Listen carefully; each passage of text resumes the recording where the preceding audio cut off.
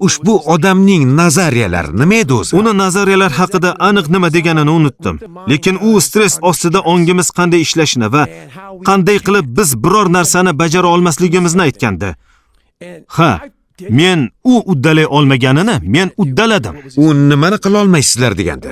U aytmoqchi bo'lgani, agar siz ma'lum bir tarzda tug'ilgan bo'lsangiz, demak siz boshqacha bo'la olmaysiz. Uni aytishicha, hozirgi men bo'lishim uchun yo qonimda bo'lish kerak, yoki Xudo meni boshqalarga o'xshamagan qilib yaratgan bo'lish kerak edi. Men biror maxsus sovg'aga ega bo'lishim kerak edi. Meni qobiliyatim nimada ekanligini bilmayman, lekin u bunday bo'lish kerak edi. Biz biror joyga yetib borish uchun bunga tug'ilishimiz kerak edi. Bu konsepsiya nima edi? Va men nimaga tug'ilganimni bilaman va men ongimda qanday kurashganimni bilaman. Shunday qilib, u shuni aytganda, men o'zimni o'sha odamning yuziga qarab, bir odam menga savol berganida tinglab o'tirardim va u aytgan hamma narsaga mutlaqo qarshi chiqdim. Menimcha, men buni javobini bilardim. Balki sen tamom bo'lgan odamdirsan. Aniqrog'i hech narsani uddala olmaydigan. Lekin to'g'ri dunyoqarash bilan sen bu gap qandaydir oson eshitiladi. Bu oson eshitilmaydi. Bu haqiqatda oson. Men nima deyotganingni tushunaman. Bu juda sodda javob. To'g'ri, sen uddalaysan, lekin sen shu qorong'i xonalarga kirishing kerak. O'sha yerda shayton bilan, nafsing bilan kurashishing kerak. Ular bilan ochiqchasiga gaplashishing kerak. Va biz odatda bu 4 qatorli yo'lni tanlaymiz, oson yo'lni. U yo'llarda belgilar bor, restoranlar bor. Biz hammamiz 4 qatorli yo'lni yaxshi ko'ramiz. Biz har doim belkurakka qoqilamiz. Va men faqat o'sha belkurakni olib, o'zimni yo'limni yaratdim. Va sizda katta toshlar va boshqalar bo'lishi mumkin. Ular 100 kilometrni tezroq bosib o'tishlari mumkin, lekin hayotdagi bu yo'lni, o'zingiz yaratgan bu yo'lni o'tib borish juda qiyin. Juda ham qiyin. Lekin bu yo'lni oxiri esa rohatni o'zi bo'ladi. Ammo odamlarga buni tushuntira olmaysan. Ular qo'rqishadi. Asosiy nuqta shundaki, ko'pchiligimiz, hatto barcha nazariyalar bilan ishlaydigan odamlar ham o'sha narsani qabul qilish osonroq. Chunki men yetarlicha yaxshi emasman. Men buni qilish uchun yaratilmaganman deb aytish osonroq. Ha, ba'zilarimiz LeBron James bo'la olmaydi. Biz ko'p narsalarni qila olamiz. Qo'l kuchi, iroda va qiyinchiliklardan o'tish borasida biz o'ylaganimizdan-da ko'ra ancha ko'p narsaga egamiz. Bunday nazariyalar bilan shug'ullanadigan odamning muammosi shundaki, nazariyalar natijalarga asoslanadi va bu natijalar odamlar asosida tuzilgan. Ba'zi odamlar ma'lum sovg'alar bilan tug'iladi. LeBron James kabi odamlarning aniq jismoniy talanti bor, bilasizmi? Jon Jons MMAda shubhasiz jismoniy talant, lekin kimnidir juda muvaffaqiyatli deb ko'rsang, har doim buni bir jismoniy sovg'a tufayli bo'ladi deb o'ylaysan. Chunki odamlar o'zlaridan kelib chiqib gapiradi. Menimcha bu doktor, bu qariya, past bo'yli, qorindor, U xuddi shunday ko'rinadi. qo'llari kalta, Shunday. zaif yelkali. Keyin ular ba'zi odamlar tabiiy kelishgan qomatli bo'lib tug'ilishini aytadi. Keyin bir qancha ilmiy terminlar ma'nosini tushuntira boshlashadi. Tez o'zgaruvchan mushak tolalarga va yana bir nimalar. Umuman ular to'g'ri aytishadi. Faqat bu eng yuqori darajadagi g'oliblarga tegishli. Lekin bu sen ham o'sha darajaga chiqa olmaysan degani emas. Bu shunchaki ko'pchilik odamlarga yengib o'tish qiyin degani. Shuning uchun juda oz odamlar marraga yeta oladi. Hamma gap shunda. Asl natijalarga qarasak, uni gapi to'g'ri bo'lardi. Lekin u haq emas, chunki o'zi bunday qilib ko'rmagan. To'g'ri, ahamiyatlisi ham shunda. To'g'ri, bu yo'l qiyin yo'l. Undan yiqilasan, miyangda men yetarlicha yaxshi emasman degan o'ylar o'tadi. Bu yo'ldan mana shunday o'tiladi. Har kuni shunday bo'ladi. Masalan, 43ga kirdim, ko'p narsaga ulgurdim. Qolib ichida fikrlashni boshlaysan. Muzlatkiching to'la, pul topishni boshlaysan. Endi ustim but. Nafaqaga chiqqanman deyishni boshlaysan. Odamlar 40ga kirdim, bo'ldi. Bu yo'lga futbol, basketbol o'ynamasliklari kerak. Shu safsataga ishonishni boshlaysan. Bu miyangda aylanaveradi. 47 yoshida, 37 yoshda nafaqaga chiqqanlar bor. Men 43 yoshimda hali ham 160 kilometr yuguraman. Hali ham 1000 marta turnika tortinaman. 1000 martalab отжимание qilaman.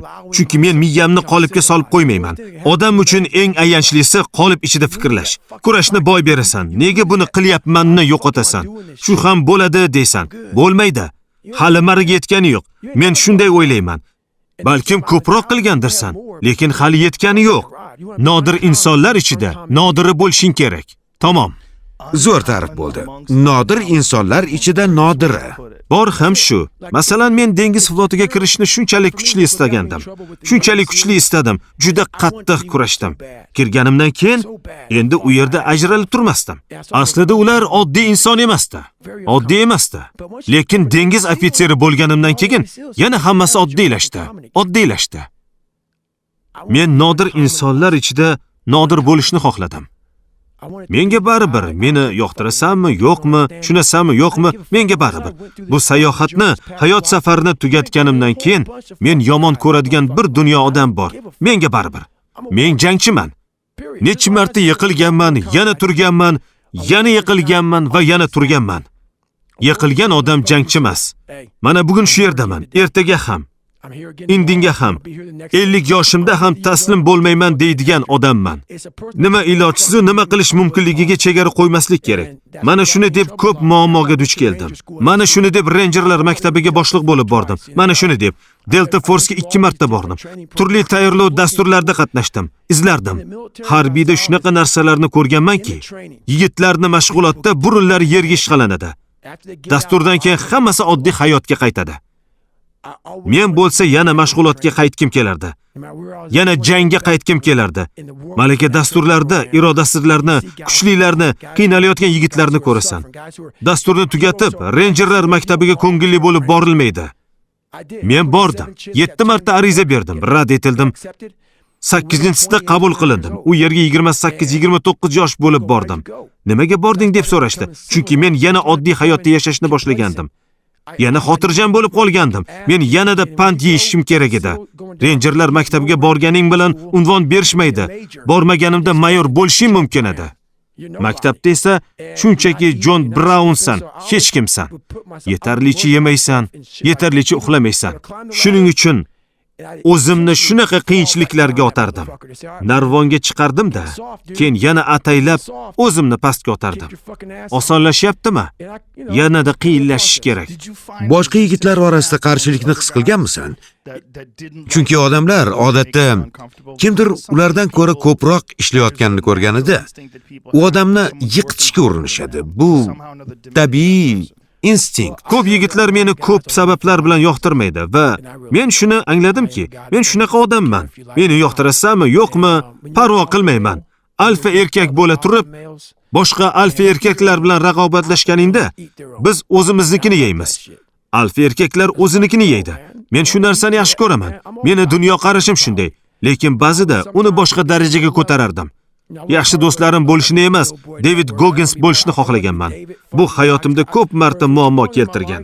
Hayotimda ko'p vaqt odamlar meni qabul qilishini xohlardim. Ulg'ayar ekanman, ko'p marta aldadim, qo'limdan kelganini qildim. Agar sen UFC'ni yoqtirsang-ku, men yoqtirmasam ham, menga ham derdim. Qani ketdik, do'st bo'lamiz, oshna bo'lamiz derdim. Bu hayot so'qmog'ida David Goggins kimligini bildim. Men kimman? Xo'sh, kim? Hammasini yolg'iz bosib o'tdim. Marra so'ngida mukofot yo'q edi. Mukofot meni miyam. Hech kim menga yordam bermadi. Xarajatlarimga o'zim to'ladim. O'sha masofalarni men bosib o'tdim. O'zim ozdim, o'zim azoblandim. Keyin shu odam paydo bo'ldi. Kimman? Raqobatchi, o'ta ketgan raqobatchi. Nimani xohlasang ol. Men buni shaxsiy suverenitet deb atayman. Xuddi shunday. Bunday odamlar juda kam. Bu menman. Boshqa ko'plab odamlar o'zlarini qandaydir holatga qarab o'zgartiradilar. Odamlar ulardan nima xohlayotganiga qarab o'zlarini o'zgartiradilar. Bu juda muhim. Ko'plab odamlar butun umri davomida kimligini topishga qiynaladi. O'zingni qiyin vaziyatga solib qo'ysang, o'shanda o'zingni topasan. To'g'ri. Tezda topasan. Bu haqiqat, to'g'rimi? Senga e'tibor berib payqagan bir narsam, sen inson o'zini qiyinchilik orqali topish kerak deysan. Shunday. Bu o'zini topishning yagona yo'li. Agar sen bench pressni yoqtirsang va doim bench press qilsang, nima topyapsan? Agar suzishni yoqtirsang va faqat suzishni xohlasang, nima topyapsan? Odamlar doimo kuchli tomoningni kuchaytirish haqida gapiradilar, to'g'rimi? Bu dunyodagi eng zaif narsa. To'g'ri. Yo'q, kuchli tomonlaringga emas, zaif tomonlaringga kuchliroq e'tibor qarat. Ha. O'zing haqingda biror narsa top. Yaxshi narsalarni allaqachon bilasan. Ha, Baxtli to'g'ri. narsalarni allaqachon bilasan. Shuning uchun men Facebook sahifamda nima uchun yaxshi vaqtlardan gapirmayman. Senga kimdir uni qanday o'tkazishni aytib berish shart emas. Bu baxtli onlar. To'g'ri. Senga yomon vaqtlarda o'zingga qanday yordam bera olishingni, qanday qilib o'sha vaziyatda chiqishingni aytishga urinaman. Haqiqiy hayot. Hayotingning 90% yomon bo'ladi. 10% esa baxtli. Sen baxtli odam bo'lishing mumkin. Juda ko'p puling bo'lishi mumkin. Yaxshi ayoling bo'lishi mumkin. Xullas barchasi. Ishonchim komil. O'sha odam bilan yolg'iz 1 soat bo'lsang, unga hali ham nimadir yetishmayotgandek bo'ladi. Uni hayoti hali ham yomon. Chunki u o'zini butun hayoti davomida qiynagan bir narsaga yuzlashmagan. Deyarli Hammani. Seni tamom qilyapti. Ehtimol yaxshi yo'lni topgandirsan. Qanday qilib o'zimni yolg'iz o'rgandim? O'shani eshitmaslikni qanday qilib bilgandim? Menda qanday bo'lgandi? Ulg'ayganimda, o'sha ovozni eshitib eshitmaslikka olganimda nima bo'lgandi? Men u bilan yuzlashishdan qochardim. Shuning uchun shunaqa baqirib gapiraman. Odamlar Xudoga ishonasan o'zi, muncha so'kinib gapirasan deb so'rashadi. So'kinib gapirsam ham nimani o'ylayotganimni sizlarga yetkazmoqchi bo'laman. Hamma narsani go'zal qilib aytishga harakat qilsam bo'lmaydi. Bu meni hayotim bo'lmagan. Hayotim shafqatsiz kurashlardan iborat bo'lgan. Har kuni bugungi holatimga erishgunimcha. Buni yashirmayman. Oson bo'lmagan, hozir ham oson emas, lekin baxtliman. Ushbu podkast Qiymat loyihasi tomonidan tarjima qilingan. Podkastning to'lig'ini ko'rmoqchi bo'lsangiz, Qiymat yopiq hamjamiyatiga qo'shilishingiz mumkin. Bu orqali siz loyihani qo'llab-quvvatlaysiz va bu kabi uzun va sifatli kontentni tarjima qilishga yordam berasiz. Obuna narxi 48 ming so'm. Obuna ichiga har oy 2 tadan 4 tagacha tarjima qilingan podkast kiradi. Va bundan tashqari qaysi podkastlarni tarjima qilishimizga ham ovoz berishingiz mumkin. Tarjima va ovoz berish mehnati kuch va xarajat talab qiladi. Va qo'llab-quvvatlashingiz orqali Qiymat loyihasi sizga qiymat berishda davom etishiga yordam berasiz. Obuna sotib olish uchun Telegram orqali Qiymat adminga plus belgisini qoldiring. Havola video ostida.